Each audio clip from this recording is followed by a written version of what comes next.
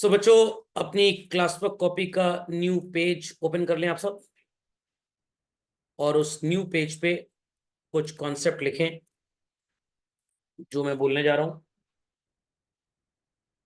And write the heading interaction of demand and supply. Bracket में लिखेंगे market forces used to determine prices of, question mark लगा लीजिए।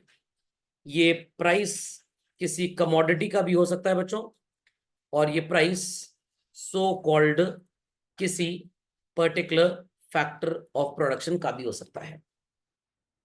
आप एक schedule बनाएंगे which will have price, which will have demand,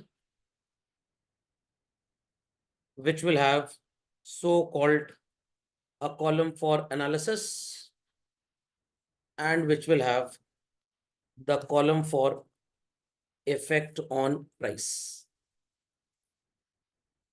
झटपट draw कर ले चलो, झटपट।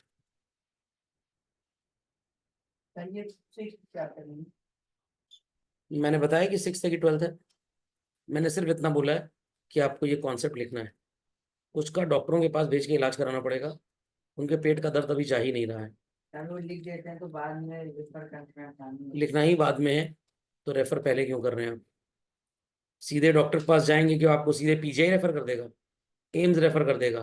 नो, पहले चेक करेगा इलाज हो पा रहा है कि नहीं, पहले एनालिसिस करेगा, फिर इफेक्ट देखेगा अपने इलाज का, फिर रेफर करेगा। तो रेफरेंस हमेशा बाद में होना है। चलिए, दिमाग की बत्ती जलाएं, मिनटॉस खाए बगैर और जवाब दें। कमोडिटी का प्राइस बाजार में है ₹10, बढ़ के 20 रुपए हो गया चलन, बढ़ के 30 रुपए, बढ़ के 40 रुपए, और बढ़ के 50 रुपए। ध्यान से लिखिएगा, बढ़ के कहीं आप ना भड़क जाए। जब कमोडिटी का प्राइस 10 रुपए होगा, लॉ ऑफ डिमांड के हिसाब से कंज्यूमर सबसे ज्यादा खरीदना चाहेगा, और जब ये इंक्रीज होकर 50 हो जाएगा तो सबसे कम खरीदना चाहेगा। Is that clear? Law of supply इसी का रिवर्स बात करेगा। At 10 rupees supplier would be willing to sell the minimum, and at 50 rupee he would be willing to sell maximum. इतनी बात सबको समझ में आ गई? चलिए, तो यहां पे बायर 100 यूनिट्स खरीदना चाहेगा, यहां पे बच्चों 80 यूनिट्स, यहां पे 60, यहां पे 40, और यहां पे 20। लॉ ऑफ डिमांड समझ में आ गया सबको? लॉ ऑफ डिमांड समझ में आ गया? सेलर के केस में सेलर 10 रुपए में कुल 20 यूनिट बेचना चाहेगा। प्राइस बढ़ी, motivated to sell more with the impact of profit, he would be willing to sell more units. 40 बेचना चाहेगा, यहां पे ये और ज्यादा बेचना चाहेगा, यहां और ज्यादा बेचना चाहेगा, और यहां पे और ज्यादा बेचना चाहेगा। यहां तक सबको समझ में आ गया? ध्यान देने वाली बात क्या है? 10 रुपी में बायर्स तो 100 यूनिट्स खरीदना चाहते हैं, बट सेलर कितना बेचना चाहता है? Only 20। I repeat children, only 20।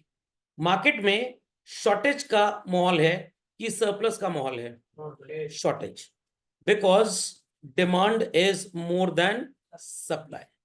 मैं शॉर्टेज के लिए SH लिखूंगा चिल्ड्रन, ठीक है? तो शॉर्टेज के केस में बच्चों प्राइस पे क्या इफेक्ट आएगा? प्राइस साउंड्स टू इंक्रीज और decrease children? Price will increase, और प्राइस इंक्रीज होके 10 रुपए से कितनी हो गई बच्चों? 20 रुपए।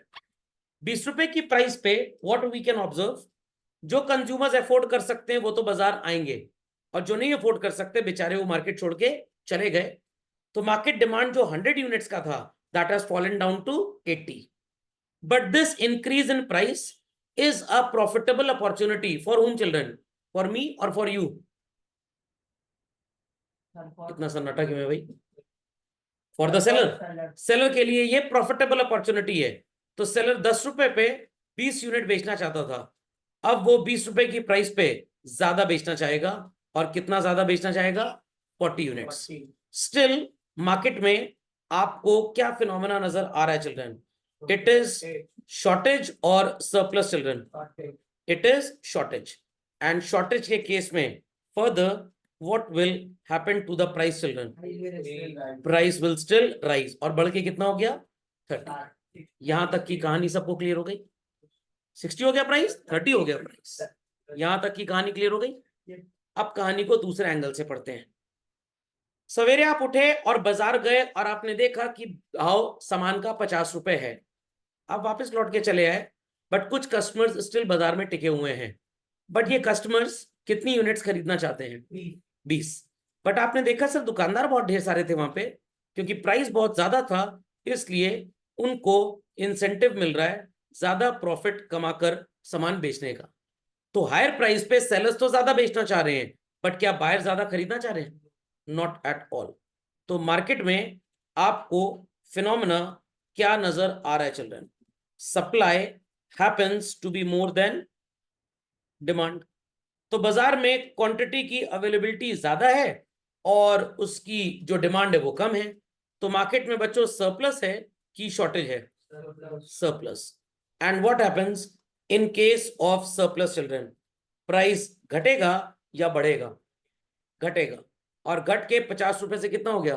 40 रुपए की प्राइस पे सामान गिरा, सेलर्स को डिमोटिवेशन होगा, प्रॉफिट गिर रहा है बेचारों का क्योंकि प्राइस कम हो गई, तो वो मार्केट से एग्जिट कर जाएंगे। जस्ट होल्ड ऑन चिल्ड्रन, 100 लिखना था, गलती से मैंने 80 लिख दिया। वो मार्केट से एग्जिट कर जाएंगे और अब 100 की बजाय sellers are willing to offer for sale how many units only children? 80।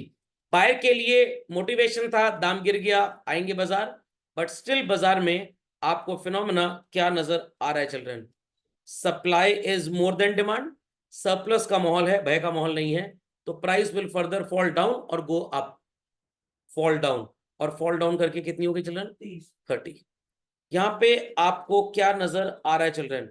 DS is equal to it. Your DS is equal to SX, मतलब demand is equal to supply. इसी को बोलते हैं चिल्ड्रन इक्विलिब्रियम। और यहां पे जो प्राइस होगा उसे क्या बोलेंगे हम? Equilibrium price. इस फिनोमेना को बोला जाता है children what is called as concept of market equilibrium. क्या बोला जाता है? Concept of market. Concept of market equilibrium. तो लॉ ऑफ डिमांड और लॉ ऑफ सप्लाई जब आपने पढ़ा था, तो आपने पढ़ा था कि डिमांड जो है वो डिपेंडेंट है और price independent. Independent. Law of supply में भी जो प्राइस था वो इंडिपेंडेंट था और क्वांटिटी सप्लाई डिपेंडेंट था। यहां पे डिमांड और सप्लाई इंडिपेंडेंट है, या मैं बोलूं बेटर तो इंटरडिपेंडेंट है, और उसके बेसिस पे क्या डिसाइड किया जा रहा है? Price. So this is called as phenomena of market equilibrium. इसीलिए एयरलाइन कंपनी का टिकट 4 महीने पहले बुक कराएंगे तो सस्ता होगा, क्योंकि उस समय टिकट्स ज्यादा हैं बट बुक कराने वाले लोग कम है। जैसे जैसे डेट ट्रैवल की नजदीक आती जाएगी, डिमांड लोगों की बढ़ती जाएगी, और आप अगर तब टिकट बुक कराएंगे तो प्राइसेस क्यों बढ़ेंगी? Market will have shortage. ध्यान से सुनिएगा, मेरा ब्लू एरो इंडिकेट करेगा law of demand and law of supply, और मेरा so called pink arrow indicate करेगा मार्केट इक्विलिब्रियम। सर ये कैसे इंडिकेट कर रहा है? बहुत सिंपल है, बहुत सिंपल है, ध्यान से सुनिएगा। अगर आप क्वांटिटी डिमांडेड को डिसाइड करें प्राइस के बेसिस पे, प्राइस बढ़ेगा तो हम कम खरीदेंगे और घटेगा तो हम ज्यादा। This is law of demand. Price बढ़ेगा तो हम ज्यादा बेचेंगे, प्राइस घटेगा तो हम कम बेचेंगे। This is law of supply. तो प्राइस के बेसिस पे इन दोनों को डिसाइड किया तो law of demand and supply. Demand और सप्लाई के कॉन्सेप्ट को यूज करके प्राइस डिसाइड की कि इंक्रीज करेगी या decrease, then the concept is what children? Market equilibrium. खोपड़े में बात गई, झटपट अपडेट करें वेरी क्विकली चिल्ड्रन। और बच्चों कैपिटलिस्ट इकोनॉमी में हम इसी चीज को एट प्राइस मैकेनिज्म बोल के यूज करते हैं, where the producer will decide the price according to the forces of demand and supply. हर वो चीज जिसकी शॉर्टेज है मार्केट में, प्रोड्यूसर उसका प्राइस बढ़ा के प्रॉफिट कमाएगा, जिसका सरप्लस है प्रोड्यूसर उसका प्राइस गिरा के स्टॉक क्लियर करेगा। तो चलिए let us have a graphical presentation children. Very quickly आप एक ग्राफ ड्रॉ करेंगे having x axis and y axis. क्योंकि सो कॉल्ड आपको ग्राफ बनाना आता है, आप छोटे बच्चे नहीं है ग्राफ की कम्युनिटी में। तो एक Y axis, origin and X axis. आप रीडिंग से प्लॉट करिए बच्चों, मैं फ्री हैंड प्लॉट करूंगा। तो ये जो आपको नजर आ रहा है downward sloping, it is demand children, और ये जो अपवर्ड राइजिंग नजर आ रहा है, it is supply. Equidistant Y axis पे प्राइस रखिएगा, आई रिपीट वाई एक्सेस पे प्राइस, और एक्स पे क्या रखेंगे बच्चों, quantity. The point at which आपका दोनों सो कॉल्ड इंटरसेक्ट होगा एक जगह चिल्ड्रन, इस पॉइंट को आप बोलेंगे इक्विलिब्रियम। क्या बोलेंगे children, equilibrium. Is that clear? और यहां से आप परपेंडिकुलर ड्रॉप करेंगे, आई रिपीट चिल्ड्रन, क्या ड्रॉप करेंगे, परपेंडिकुलर। एक्स एक्सिस पे आपकी इक्विलिब्रियम क्वांटिटी डिटरमिन होगी, I repeat children, equilibrium quantity determine हो जाएगी, और वाई एक्सिस तक ले जाएंगे तो इक्विलिब्रियम प्राइस डिटरमिन हो जाएगा। समझे इस बात को चिल्ड्रन? सबको समझ में आ गया? तो this is equilibrium price and this is equilibrium quantity. समझ में आ गया? This is D D demand and S S supply. तो जिनके पास स्केल है वो स्केल से प्रॉपरली रीडिंग्स प्लॉट करके 1-1 सेंटीमीटर के गैप पे प्लॉट करें। कुछ चीजें और भी मैं आपको ज्ञान दे देता हूं यहाँ पे, जो आने वाले टाइम का काम है, बट आप लिख लेंगे तो आपको अच्छा लगेगा। चिल्ड्रन, आपको एट द टॉप ये नजर आ रही लाइन जो मैंने ड्रॉ की, और एट द बॉटम ये भी नजर आ रहा है, नजर आ रहा है भाई सबको? चलिए, सो ये जो गैप है चिल्ड्रन, और ये जो गैप है, इसका भी कुछ नाम है। ऊपर आपको नजर आ रहा है कि सप्लाई आगे है और डिमांड पीछे है, so this gap is called as excess supply, and bottom में चिल्ड्रन यही जो गैप है, this is what, excess demand. तो जब भी बाजार में डिमांड एक्सेस होगी, automatically children your price will go up, और अगर सप्लाई होगी तो प्राइस विल गो डाउन। आगे चल के सब एक्सप्लेन करूंगा, परेशान मत होइए, बस आप इसको नोट डाउन कर ले चिल्ड्रन, ये है इंपॉर्टेंट। तो मैं यहाँ पे पॉइंट्स की मार्किंग भी कर देता हूँ। Let us take this point as M and this point as N, this point as J and this point as K। तो JK रिप्रेजेंट कर रहा है कि बाजार में डिमांड ज्यादा है, और MN रिप्रेजेंट कर रहा है कि बाजार में सप्लाई ज्यादा है। अगर किसी कारणवश आपका प्राइस OP से बढ़ के OP1 हो जाता है चिल्ड्रन, ध्यान दीजिएगा मेरी बात पे, OP से बढ़ के कितना हो गया, OP1। इस प्राइस की वजह कुछ भी हो सकती है, आपको बता दूंगा, परेशान मत होइए।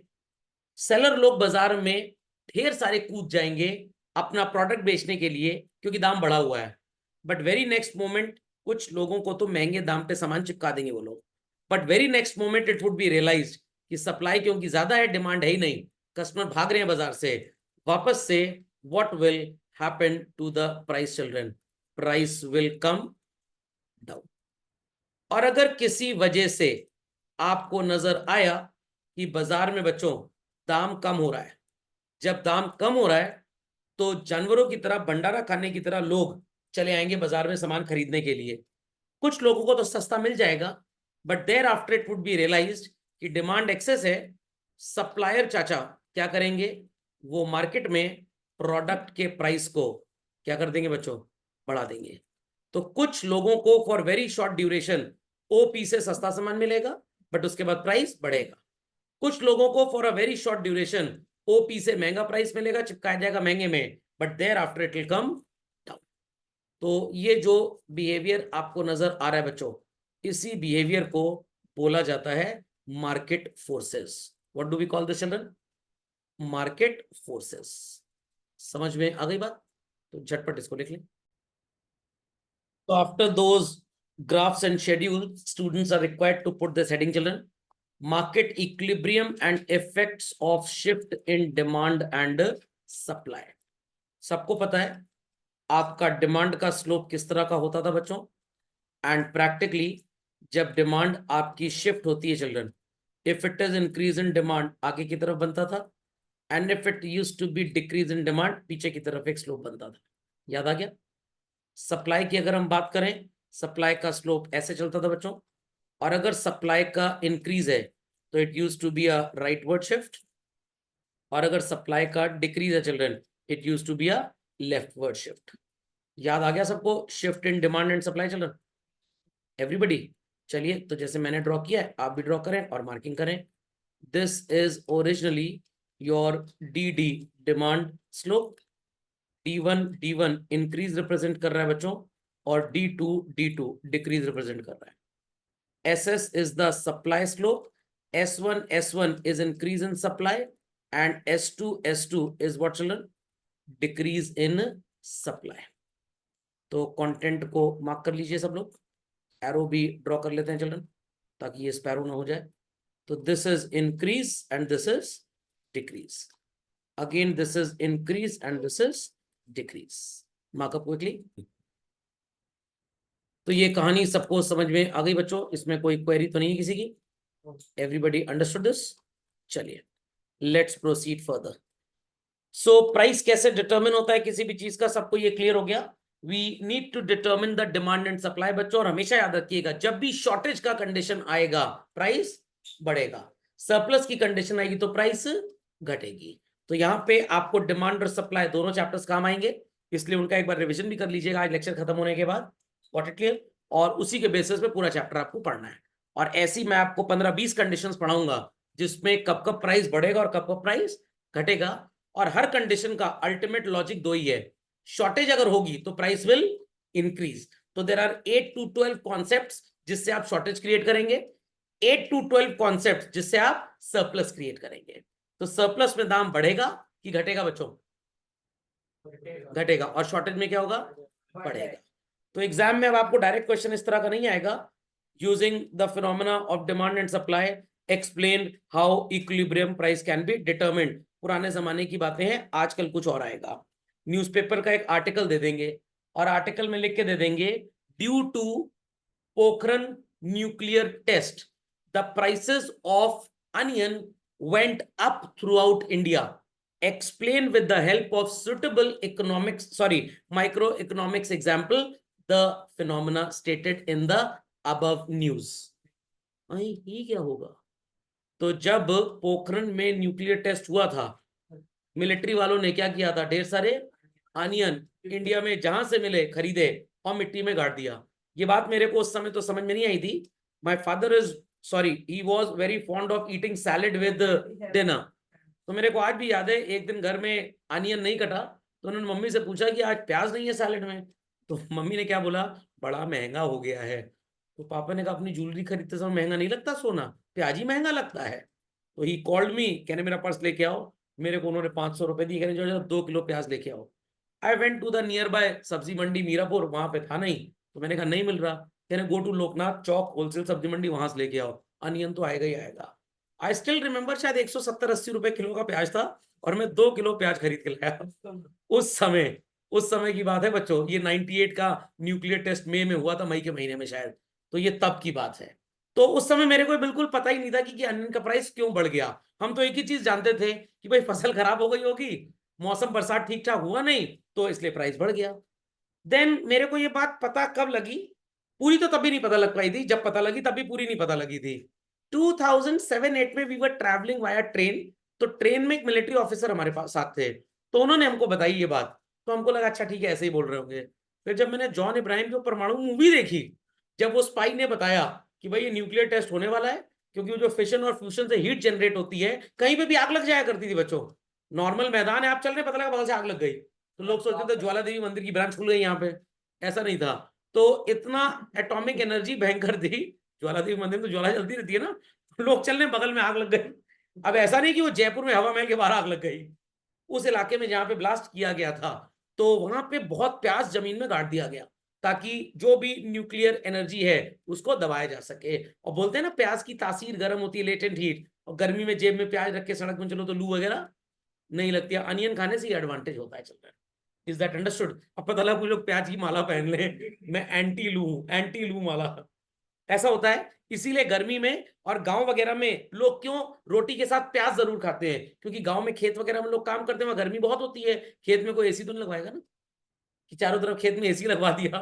Is that clear? तो इसीलिए प्याज ज्यादा खाया जाता है। तो जब मैंने मूवी देखी तो मेरे को लगा अच्छा वो जो मिलिट्री वाला बोल रहा था एकदम ठीक बोल रहा था। फिर मैंने पापा वाली बात लिंक की, क्यों उस समय अनियन महंगा मिला था। तो डिमांड क्योंकि इतनी ज्यादा थी, हर जगह से खरीदा जा रहा था। सब्जी मंडी में जो शॉपकीपर दिन का 10 किलो प्याज बेचता था, वो बेचारा 1 किलो बेच पा रहा है। हर किलो प्याज पे वो 5 रुपए कमाता था, 10 किलो पे 50 कमाता था।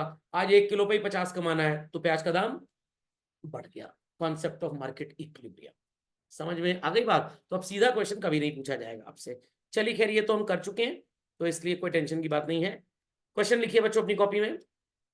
What are the effects of excess demand? I repeat, what are the effects of excess demand on price and quantity demanded and supplied?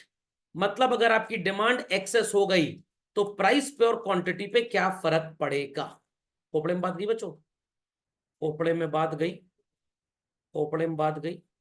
चलिए मैं कुछ स्क्रीन पे आपको शो कर रहा हूं और उसके बाद समझाऊंगा कि मैं कहने की कोशिश क्या कर रहा हूं। ये लिख दिया सबने? ये लिख दिया? चलिए, no need to copy the graph, आप सिर्फ इस क्वेश्चन को ही कॉपी करिएगा। मैं एक ग्राफ बना रहा हूं आपके लिए बच्चों, but please don't copy this, please don't copy this. This is D D demand slope and this is S S supply. Intersect किया तो ये बन गया इक्विलिब्रियम क्वांटिटी और ये बन गया what is called as equilibrium price. ये है D D demand curve and S S supply curve and this is equilibrium. Question is saying what are the effects of children? Excess demand. What? Excess demand कब होगा? Sir excess demand तब होगा जब market में demand बढ़ जाए। I repeat children, demand बढ़ जाए and ड्रॉ करने की जरूरत नहीं है इसको, and your supply practically remains constant। ये सेम वगैरह की सब्जी बनती है, यहाँ पे बोलना है कांस्टेंट।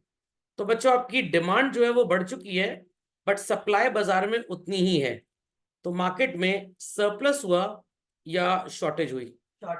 शॉर्टेज हो गई। मैं कुछ लिख के भी आपको दिखा देता हूं, ध्यान से सुनिएगा मेरी बात को। प्राइस, डिमांड एंड सप्लाई, नजर आया? 100 यूनिट्स की डिमांड थी बाजार में और 100 यूनिट्स की सप्लाई थी। Price was ₹10। डिमांड बढ़ के 140 यूनिट की हो गई एंड सप्लाई इज स्टिल 100। तो it's a situation of children, shortage और surplus? Shortage. And what will happen in case of shortage children? Price would increase और डिक्रीज? Price shall increase. तो जो कंटेंट आपने यहां पे लिखा बच्चों, उसी को हमने यहाँ पे डिस्प्ले भी कर दिया। कैसे डिस्प्ले कर दिया? ध्यान से बातों को सुनिएगा, ध्यान से। The price has gone up and quantity demanded in the market is also more than before. तो प्राइस भी बढ़ गया एज वेल एज क्वांटिटी भी बढ़ गई। ऐसी मैं 16 कंडीशंस पे आपको ट्रेनिंग दूंगा। कितनी? 16 conditions. Is that understood? Is that understood? चलिए हाँ बोलिए कृष्ण जी। कहाँ सप्लाई बढ़ेगी भाई? यहां पूछा गया है what are the effects of excess demand. तो एक्सेस डिमांड कब होगी? जब आपकी सप्लाई में चेंज ना हो और डिमांड बढ़ जाए, या डिमांड कांस्टेंट रहे और सप्लाई गिर जाए, तभी तो एक्सेस डिमांड बन पाएगी। Is that clear? ये तो कॉज है ना। क्या कॉज है? सर ये सप्लाई का सेम रहना या गिर जाना is the cause for excess demand. ना ना ना, बिल्कुल नहीं। सप्लाई का सेम रहना एंड डिमांड का बढ़ जाना will cause excess demand whose consequence is price increase। अंग्रेजी सुनाई पड़ गई? सेम सप्लाई, ज्यादा कस्टमर आ गए, नतीजा डिमांड बढ़ गई, उसका असर क्या पड़ा बाजार में? प्राइस बढ़ जाएगी। कृपया करके लॉ ऑफ सप्लाई को भूल जाएं, यहां पे लॉ ऑफ सप्लाई नहीं चलता है। इज दैट अंडरस्टूड और नॉट? अंडरस्टूड और नॉट? अब बाजार में दाम बढ़ेगा, इस बढ़े हुए दाम का कॉन्सिक्वेंस अगर आप जानना चाहते हैं तो बता देता हूं, सिलेबस में नहीं है, वैसे ही बता दूं मैं आपको। अब जब दाम बढ़ेगा तो सेलर कहेगा चलो ज्यादा बेचें। ये ज्यादा करने में अगर 140 से ज्यादा आ गया तो प्राइस वापस से गिरने लग जाएगा। तो आईफोन का प्राइस तभी तक बढ़ता है जब तक वो न्यू लॉन्च होता है। जब तक 16 लॉन्च नहीं हो जाता, 15 की डिमांड क्योंकि बाजार में ज्यादा है उसकी सप्लाई से, तो it will keep on having a sale at a higher price. But जिस दिन 16 लॉन्च हो गया, ज्यादातर क्लाइंटेल कौन सा आईफोन खरीदने चली जाएगी? 16। तो 15 के बाहर कम हो जाएंगे, सप्लाई तो बाजार में उतनी पड़ी है, 15 का प्राइस क्या होगा बच्चों? गिर जाएगा। तो ये सारे फिनोमेना शॉर्ट रन में काम करेंगे बच्चों, लॉन्ग रन में मैक्रो इकोनॉमिक्स काम करती है। Is that clear? तो 10 साल नहीं चलने वाला ऐसा कुछ भी। इसका आंसर हम लोग what are the effect on excess demand on price, तो ये हो the price would end increase, quantity demand. Quantity demanded would also increase, but बाजार में बिकेगा 100 ही यूनिट महंगी प्राइस पे, क्योंकि सेलर के पास दुकान पे कितना सामान पड़ा है? 100। कस्टमर कितना खरीदने पहुंच गया? 140। ये जो थॉट प्रोसेस है कस्टमर और सेलर का, उसने बाजार में दाम बढ़वा दिया, बट सामान थोड़ा उतना बेच पाएगा सेलर। सेलर उन्हीं 100 यूनिट्स को अब महंगे भाव पे बेचेगा। बात समझ में आई कि नहीं आई? क्वांटिटी सप्लाइड विल रिमेन, ना, quantity supplied will remain the same. अगर आपको डिमांड को एक्सीड करना है तो ऐसी 16 कंडीशंस पढ़ेंगे हम, जिसमें शॉर्टेज, सरप्लस सब कुछ रहेगा। यहां पे इस कंडीशन में quantity supplied would remain constant. मैं एक काम और भी कर सकता था, मैं डिमांड को कांस्टेंट रख के सप्लाई को गिरा देता। दिखा देता हूं वो भी आपको, बिल्कुल परेशान हो तो ये वो भी देख लीजिए आप। Price was ₹10 children, demand 100, supply 100। समझ में आ गया? अब मार्केट में डिमांड इज कांस्टेंट, सप्लाई 70 हो गई, still it is the situation of what children?